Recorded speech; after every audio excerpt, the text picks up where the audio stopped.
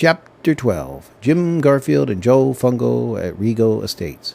Jim Garfield suspended himself from the portable inversion table that he had moved to the middle of the floor at his Regal Estates office. Yesterday he had given Tiffany $1,000 and told her to ask her sister to spend the next few nights with her. He then scrummed the midday Houston traffic until he reached Regal Estates. There, he went on a financial marathon, using the computer to electronically transfer funds from account to account to account. Last night he received a call from David Hunter Dunker, who used a voice modifier Jim Garfield did not recognize, to inform him that the big guy is with me and that they would all be reunited in 4 or 5 days. Chagrined, Jim Garfield returned to his workstation to perform the task that only he could do. Meanwhile, the other work piled up. Never before had Jim Garfield so missed his associates, Ray and David Hunter Duncan. Their mental performance enhancer business had grown to the point where none of them could take a true vacation. One of the triumvirate could take a few days here and there, and the other two would pick up the slack. They sometimes talked about adding a junior partner, but there were no prospects whom they all liked. Now, with Ray and David Hunter Duncan occupied with liberating Delbert Wayne Duncan, Jim Garfield was flying solo. The anonymous enterprise, the executives forbade any efforts to name or nickname or supply a noun to their organization, was divided into 6 distinct castes. The executive caste consisted of Ray, Jim Garfield, and David Hunter Duncan. There was no official hierarchy amongst the executives, but Jim Garfield, the Wunderkind, was the unofficial leader. The production team consisted of exactly 2 people, Joe Fungo and Jim Garfield's cousin, Phil McDaniel. Only recently did Jim Garfield introduce Fungo to the other executives, but they still had not met Phil McDaniel, nor did they know his name or anything about him. In addition to the executive and production units, there were expediters, couriers, and retailers, as well as a couple of utility players who were referred to as contractors. Routinely, Joe Fungo and Phil McDaniel manufactured tablets of Smart, Regal, and Einstein, a drug that was recently patented by a major pharmaceutical firm. Joe Fungo would deliver duffel bags of tablets to one of a half-dozen overstuffed storage units scattered throughout Houston. The units' ratty clothes and old furniture were merely props. Joe Fungo would pull out an item or two for show and place the loaded suitcases on a love seat that had been placed along the left wall. The contents of every unit were arranged differently, but in every unit a love seat was placed against the left wall. Each time Joe Fungo placed a suitcase on the love seat, he would lock the overhead door and notify Jim Garfield that the package had been delivered. Jim Garfield, in turn, would immediately instruct Ray or David Hunter Duncan to retrieve the suitcase from the designated unit. Ray or David Hunter Duncan would then transport the loaded suitcases to the Regal Estates office, where the contents would be divided up for the expediters, Huey, Dewey, Louie, and Donald. The 4 expediters would pass their contents to 6 or fewer couriers. The couriers would ultimately pass the contents on to the retailers. The system was based on anonymity. The expediters had never met the executives. They picked up their product at various dead drops and were given verbal instructions from synthetic voices on their cells. They met face-to-face with their couriers, but they only referred to one another by code name. The couriers also used code names with retailers and vice versa. It was easy to distribute product anonymously, but it required more sophistication to recover funds covertly. The contractors would gather pictures of distributors from bogus social network accounts and then mail them 3 or 4 sets of fake identification a few days later. Each distributor expediter, courier, and retailer would use the fake ID to open bank accounts and to apply for credit cards. The executives would remotely control the movement of funds in and out of these accounts. Only the retailers kicked back funds to the hundreds of executive accounts. They mostly did this by purchasing non-existent products at online auctions promoted by the executives. They would also place jewelry orders from online retailers that existed only in Cyberland, and they purchased pricey nutritional supplements from phantom stores. Money squabbles were all but non-existent. Huey had never met Dewey or Louie or Donald, so none of them were able to compare pay rates. Same with the couriers and retailers. Unbeknownst to all of them, the executives would not contest most disputes or send muscle men to collect debts. An excess of complaints or mistakes would result in a quiet excommunication, and a replacement would be recruited. A pink slip minus the pink slip and glowing reference. Whereas only Jim Garfield conversed with the contractors or half the production team, all three of the executives talked with the distributors. They used L-anon cells to verify their subordinates and to discuss speed traps, road conditions, and techniques of marathon driving. Micromanagement was difficult in this format, but it was attempted nonetheless. Jim Garfield righted himself from the inversion table. He folded the table and placed it in its hideaway behind the fake suede couch. He grabbed a Pepsi from the fridge and checked his computer screen. A Silicon Valley retailer named Dow Jones had purchased a $4,995 ring from Cohen Jewelers, a facade set up by the executives. Under a different name, he purchased a $6,997 ring from Belmont Jewelry, a sister store of Cohen's. Under yet another name, he outbid the silver medalist in an auction of a sham listing of a first edition copy of a rare book. Jim Garfield smiled. The smile quickly faded. Accounts receivable and payroll and the subterfuge surrounding those activities was a full-time job.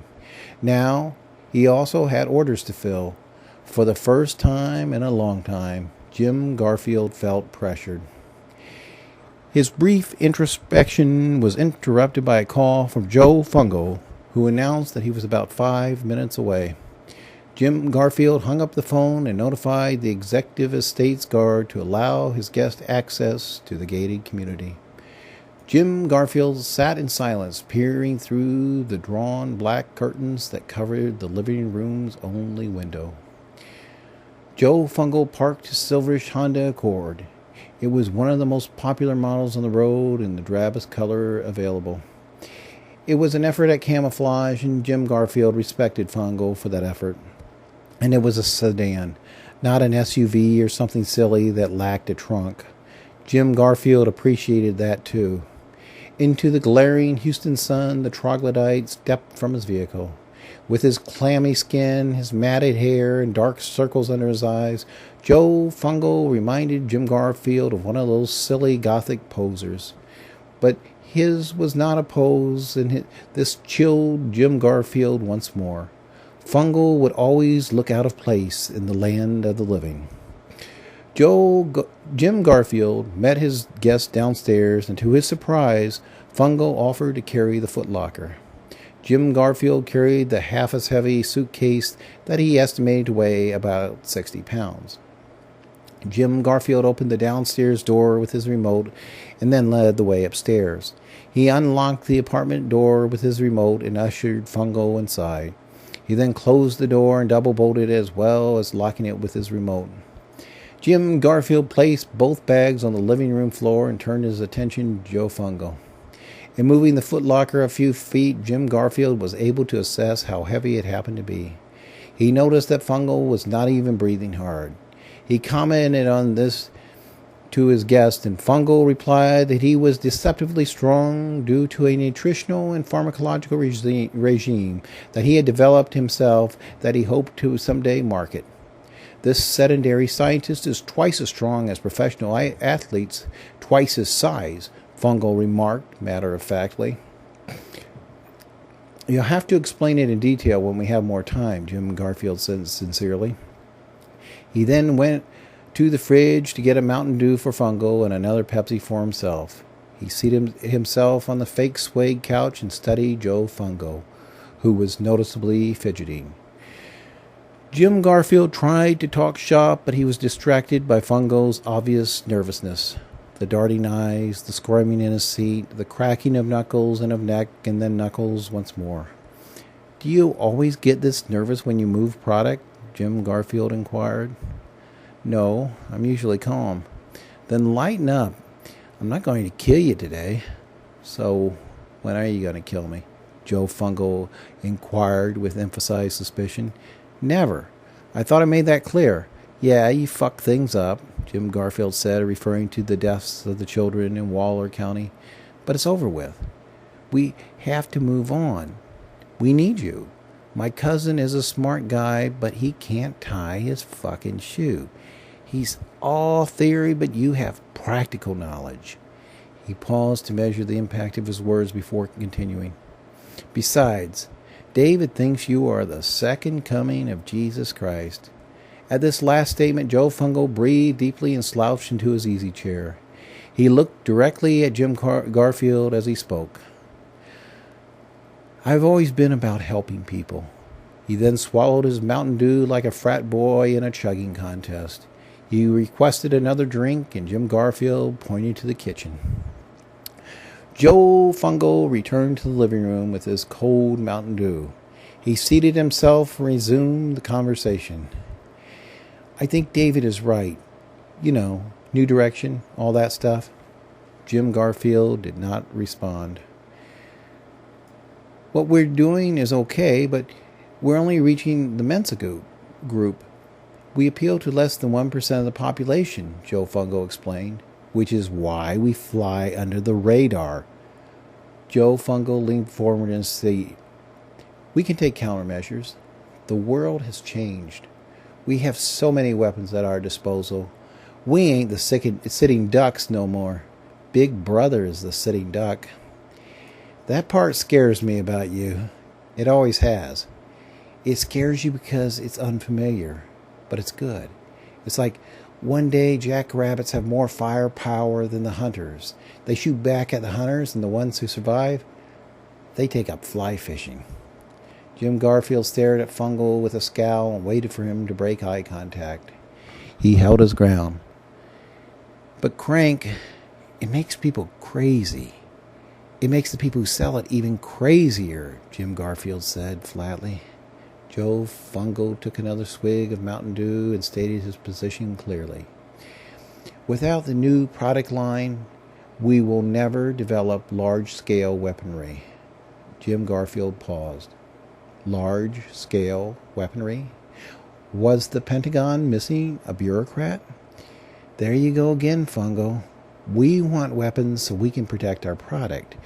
You want product so that you can produce weapons." Joe Fungo nodded. "I cannot completely disagree with that statement." Jim Garfield briefly stared at the ceiling and softened his tone. "Since I was a little boy, all I ever wanted to be was a criminal who measures success in terms of loot. Same with Ray and David. That's all we ever wanted to be.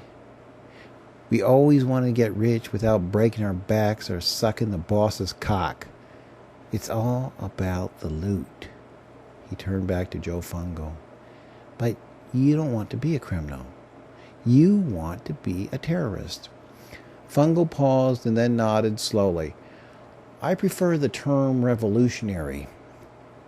Criminals are not revolutionaries. Criminals are conservatives. They respect traditions and customs and laws. They don't obey them, but they respect them."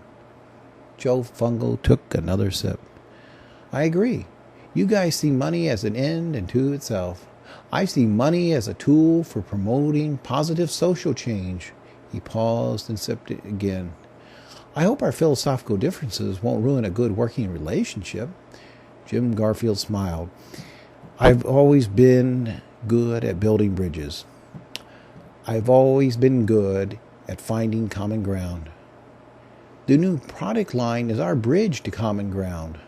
Jim Garfield frowned at the hijacked metaphor. He looked from side to side and changed the subject. I won't ask you where he is or what he's been up to, but can you tell me when David will be back on his regular schedule? Soon, Joe Fungo bleated. Soon? Real soon. Jim Garfield took the announcement with calm and alarm. Good.